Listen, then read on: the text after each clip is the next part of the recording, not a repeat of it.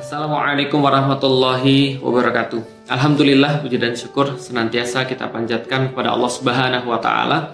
Sebagaimana salawat dan salam semoga tercurah dan terlimpahkan kepada baginda Nabi besar Muhammad Sallallahu Alaihi Wasallam. Teman-teman yang insya Allah dirahmati Allah, alhamdulillah sekedar cuma untuk update teman-teman sekalian sesuatu yang bagi saya penting dan mudah-mudahan bagi teman-teman juga bisa mendapatkan manfaat-manfaat yang serupa. Dan alhamdulillah banyak yang komentar, ya rambut sudah panjang, rambut sudah lama tidak dipotong, sebagaimana juga baju juga sudah lama tidak diganti, dan baju masih dari YN Merch. Jadi kalau teman-teman mau untuk baju yang sama, banyak yang nanya kemarin-kemarin bajunya beli di mana, silahkan cari di Yuk Ngaji Merch atau YN Merch di Instagram. Jadi teman-teman sekalian, kemarin-kemarin ada sebuah pikiran yang terlintas tentang ngapain sih kita tuh menjadi seorang muslim dan kenapa sih kita tuh belajar tentang Islam. Dan sebagai seorang yang memang dari awal bukan Islam, ada banyak sekali hal-hal yang berubah dalam hidup saya yang kemudian standar-standar itu menjadi berbeda ketika sebelum saya menjadi seorang muslim dan setelah saya menjadi seorang muslim. Dan salah satu standar yang paling besar adalah tentang menganggap kesuksesan bagi manusia. Dan itu yang akan kita bahas tentang ngapain sih sebenarnya kita belajar tentang Islam. Karena kalau seandainya kita tuh belajar tentang Islam nggak ada gunanya, ya terus untuk apa? Dan kalau seandainya juga kita berbicara ngapain kita tuh ngaji, ngapain kita itu mendalami tentang Al-Quran, ngapain kita itu ngulik tentang Islam, kalau seandainya semua itu nggak ada gunanya. Nah, bagi saya ingin menyampaikan salah satu alasan yang menjadi benefit kenapa kita itu harus belajar Islam dihubungkan dengan masa lalu saya yang memang saya itu dari awal adalah bukan orang yang muslim, dan apa perubahan-perubahan dalam memandang dunia setelah saya jadi seorang muslim, dan itulah ujung-ujungnya nanti akan kita kasih tahu apa benefit dan bersyukurnya saya menjadi seorang muslim. Karena gini teman-teman sekalian, kalau kita berbicara tentang masalah kesuksesan, kalau kita berbicara tentang masalah orang yang berhasil di dalam kehidupan, mungkin sebagian besar di antara kita, atau mungkin semua orang yang pernah kita kenal, itu pasti sedikit banyak akan menstandarkan yang namanya sukses itu pada materi. Coba aja tuh, kalau misalnya kita berbicara tentang sukses, maka orang tua yang melihat misalnya anak orang lain yang bisa pergi ke luar negeri, lalu kemudian ngambil S1, S2, bahkan sampai dengan S3, doktoral, itu dikatakan orang yang berhasil dalam kehidupan. Apalagi dia bukan hanya orang-orang yang misalnya dia sukses dalam hal edukasi, dalam hal pendidikan, tapi dia juga sukses dalam hal misalnya bisnis. Dia bukan hanya orang yang sukses sampai S3 doktoral, dia bukan hanya orang yang sukses dalam bidang karir, tapi dia juga punya bisnis-bisnis yang menghasilkan pemasukan pasif. Umur 20 tahun, penghasilan per bulannya mencapai 20 miliar. Dengan seorang istri yang cantik jelita, lalu kemudian mempunyai anak-anak banyak, dengan rumah yang lebih luas daripada rata-rata, dan setiap tahun mereka menghabiskan waktu pergi ke luar negeri. Kurang sukses apa pada orang-orang kayak gini? Maka kalau kita melihat pada zaman sekarang, orang-orang menstandarkan, bukan hanya zaman sekarang, dari zaman kapanpun, orang itu senantiasa menstandarkan sukses itu ada pada materi. Kalau misalnya ada orang yang gajinya 20 juta per bulan, itu dianggap lebih sukses daripada orang yang gajinya cuma sekitar 3 juta per bulan misalnya. Kenapa? Karena masyarakat kita itu senantiasa menilai, mudah sekali secara umum itu melihat orang-orang itu sukses atau enggak, ya sederhana aja, yang udah kelihatan aja, yang tervisualisasi aja, dia misalnya gajinya berapa, dia misalnya lulusan mana, lalu kemudian strata pendidikannya apa, mobilnya merek apa, lalu laptopnya, handphonenya merek apa, baju yang dia gunakan merek apa, itu semua adalah penanda-penanda kesuksesan. Maka nggak heran kalau seandainya orang-orang juga akhirnya ingin supaya dianggap sebagai orang sukses, mereka menggunakan hal-hal yang seolah-olah melambangkan mereka itu sukses. Kalau nggak pakai BMW, itu bukan eksekutif muda. Kalau nggak pakai Mercedes, maka dia belum bos. Kalau misalnya dia misalnya masih nyetir sendiri, dia belum orang penting, misalnya, dan seterusnya. Semua ukuran itu ditentukan pada sesuatu yang bersifat fisik. Dan apa yang terjadi ketika semua ditentukan dalam hal yang bersifat fisik, bersifat materi, bersifat duniawi, teman-teman sekalian, disitulah pelajaran agama jadi nggak ada gunanya. Disitulah Islam jadi nggak ada gunanya. Kenapa? Karena Islam memang bukan sesuatu yang ngajarin orang untuk dapat dunia.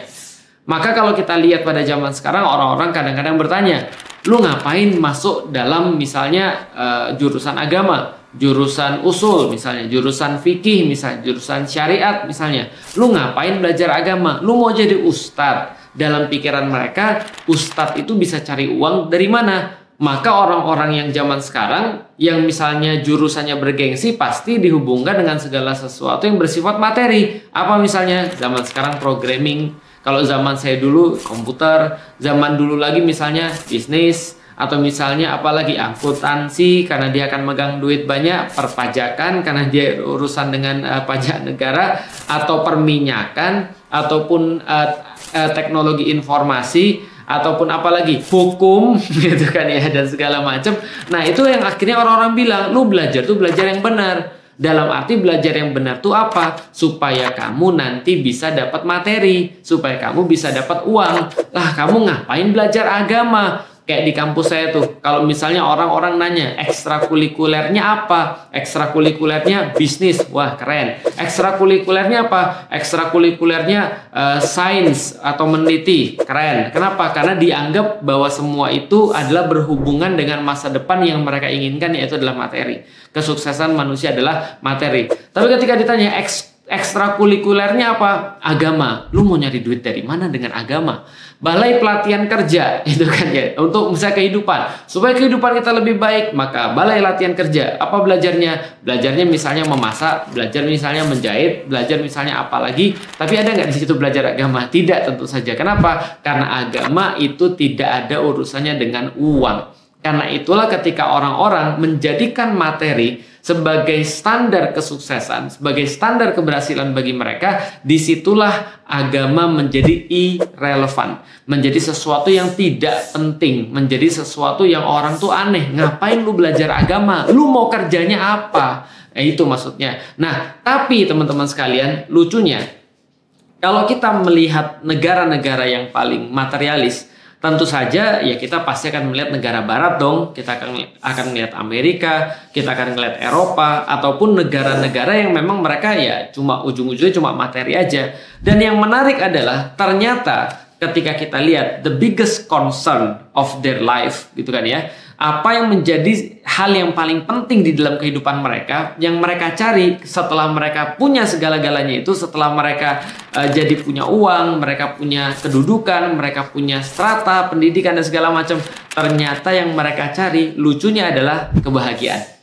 Maka film-film yang bertemakan happiness itu sangat-sangat sangat-sangat laku. Dan zaman sekarang orang-orang menghabiskan uang-uang mereka yang mereka cari dengan susah payah, yang mereka berjibaku banting tulang mengerjakan apapun justru untuk pergi ke psikiater untuk mencari kebahagiaan, finding happiness. Bahkan sebuah studi tertua, salah satu studi tertua yang ada di dunia yang dilakukan lebih daripada 75 tahun, itu adalah studi tentang happiness, tentang mencari kebahagiaan.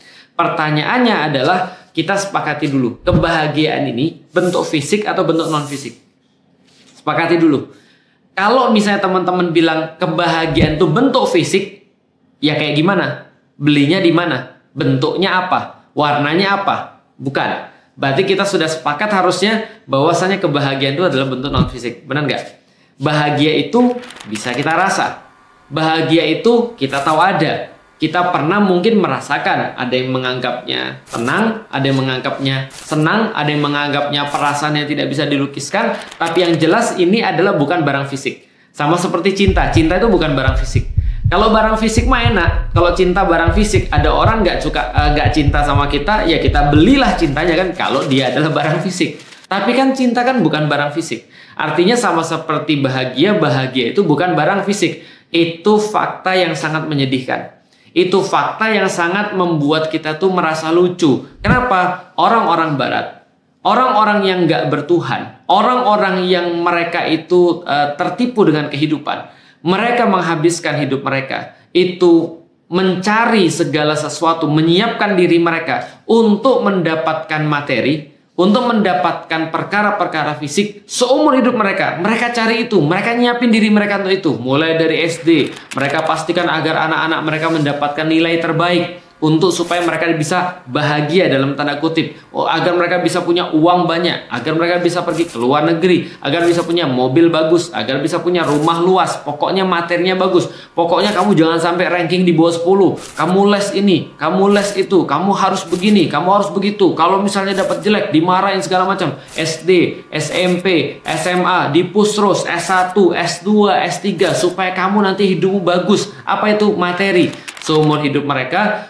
habiskan untuk mencari yang namanya materi, menyiapkan diri mereka mendapatkan materi sebanyak-banyaknya. Yet, padahal yang mereka cari di ujung hidup mereka adalah sesuatu yang bersifat imateri, sesuatu yang bersifat non-fisik, sesuatu yang bukan materi. Paham nggak maksudnya? Jadi ini orang-orang ini, mereka menyiapkan hidup mereka untuk mendapatkan materi, tapi yang mereka cari sesuatu yang bukan materi. Dan mereka nggak pernah disiapkan sedikit pun untuk sesuatu yang namanya mencari bahagia.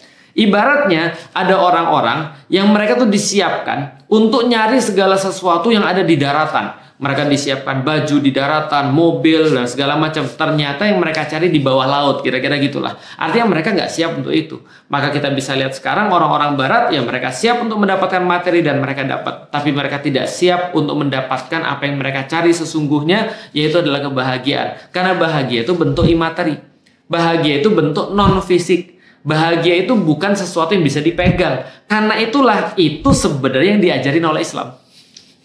Artinya adalah apa? Islam itu dari dulu ngajarin kita bagaimana dapat bagaimana dapat kebahagiaan itu. Karena kebahagiaan bukan bersifat fisik, karena itu Islam mengajarkan kita sikap mental. Bagaimana cara sikap mental yang benar agar kita mendapatkan kebahagiaan regardless apapun yang kita punya di dunia atau yang kita tidak punya di dunia. Karena Islam ngajarin respons terhadap soal atau jawaban terhadap soal, respons terhadap kondisi atau keadaan, bukan mewajibkan satu kondisi atau keadaan. Contoh misalnya, di dalam Islam orang bisa saja nggak punya materi tapi dia bahagia. Apalagi dia punya materi, dia juga bisa bahagia. Tapi ketika dia tidak punya Islam, kemungkinan besar dia punya materi, dia tidak mendapatkan bahagia. Apalagi ketika dia tidak punya materi. Itu maksudnya. Artinya disitulah kemudian saya bersyukur saya belajar Islam. Kenapa? Karena Islam tidak pernah mewajibkan saya untuk jadi kaya. Islam juga tidak pernah melarang saya untuk jadi kaya.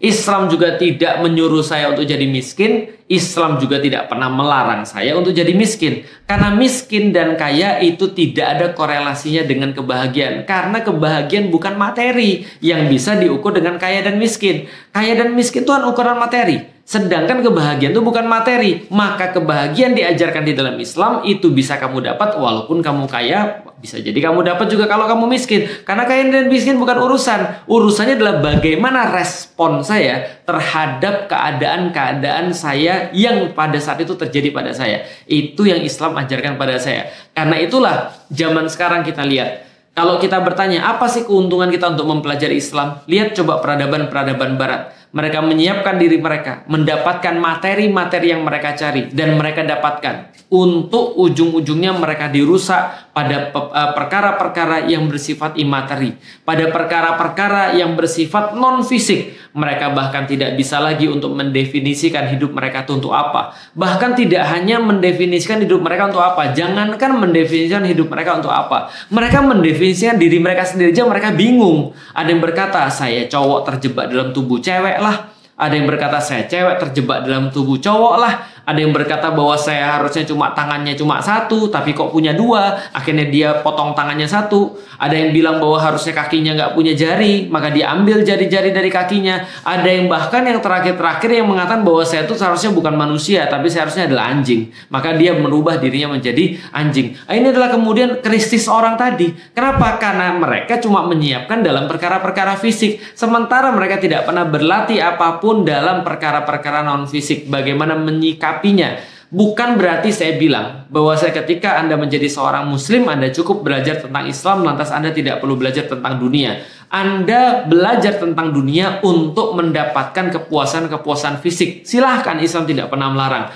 Tapi jangan lupa, Anda punya kenikmatan fisik, Anda harus menyikapinya dengan agama, dengan Islam, agar Anda tidak menjadi orang yang sakit mental. Dan ketika Anda pun sudah berusaha mencapai kenikmatan fisik dan Anda tidak mendapatkan itu pun, maka Islam juga mengajarkan kepada Anda bahwa Anda tetap bisa untuk mendapatkan kebahagiaan walaupun Anda tidak mendapatkan kenikmatan fisik yang seperti Anda perkirakan. Karena itulah Islam adalah tools untuk bisa menjawab. Islam tidak pernah peduli pada seluruh soal karena Islam sudah menyediakan jawabannya. In the end of the day, bukan soal yang membuat kita naik kelas atau tidak naik kelas, tapi jawaban kita lah yang membuat kita naik kelas atau tidak naik kelas. Karena itu, kalau kita pengen mencari bahagia, kita harus tahu bahagia bukan perkara fisik. Andaikan bahagia adalah perkara fisik, orang kaya bisa dapat lebih banyak daripada orang miskin. Tapi kalau seandainya orang-orang kaya itu pasti bisa membeli kebahagiaan, maka tidak ada orang kaya yang bunuh diri. Dan kalau seandainya bahagia adalah bersifat fisik, orang-orang miskin gak akan bisa beli. Karena itulah orang-orang miskin tidak akan bisa menjalani kehidupan mereka dengan kebahagiaan. Karena itulah teman-teman sekalian, karena bahagia bukan bersifat fisik, persiapan apa yang sudah kita lakukan untuk bisa mencapai kebahagiaan? Apa yang sudah kita pelajari? Apa yang kemudian sudah kita ketahui dalam perkara-perkara non-fisik untuk mendapatkan kebahagiaan yang kita cari? Dan sekali lagi, itu bukan bersifat materi. Assalamualaikum warahmatullahi wabarakatuh.